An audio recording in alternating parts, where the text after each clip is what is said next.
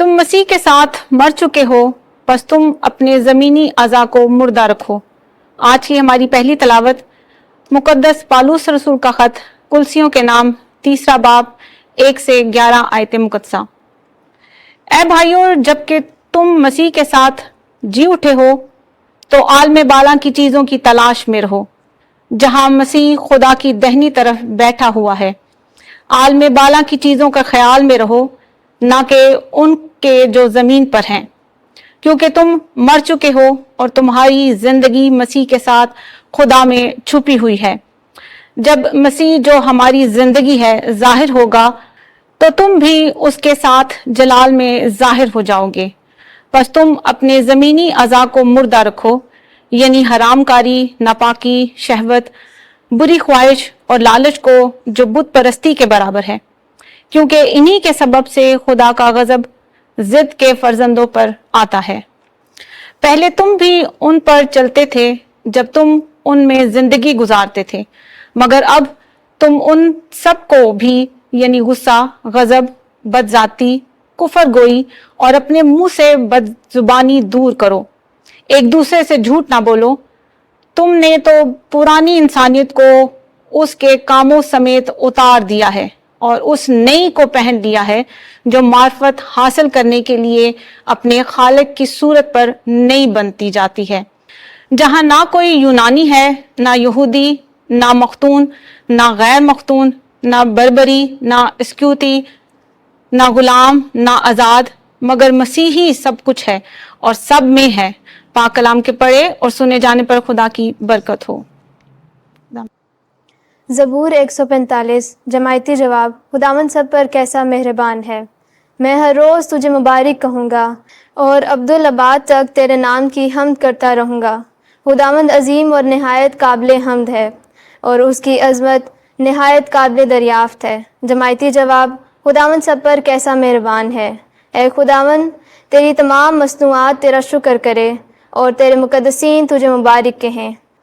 وہ تیری سلطنت کی شوکت کی بات کرے اور تیری قدرت کا ذکر کریں۔ جماعتی جواب۔ خداوند سب پر کیسا مہربان ہے، تاکہ تیری قدرت اور تیری عظیم سلطنت کی حشمت بنی آدم پر ظاہر کرے۔ تیری سلطنت کل زمانوں کی سلطنت ہے، تیری حکومت کل پشتوں میں قائم رہتی ہے۔ جماعتی جواب۔ خداوند سب پر کیسا مہربان ہے۔ خداوند آپ کے ساتھ ہو۔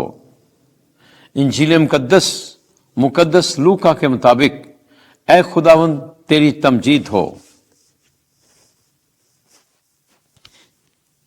6 باب 20 سے 26 آیت۔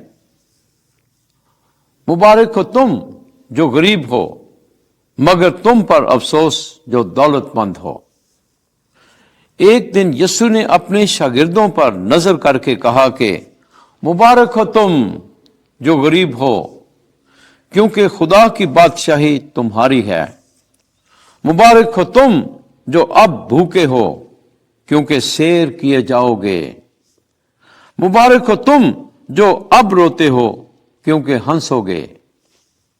مبارک ہو تم جب ابن انسان کی خاطر لوگ تم سے کینہ رکھیں اور تمہیں خارج کر دیں اور ملامت کریں اور تمہارا نام برا جان کر کاٹ ڈالیں۔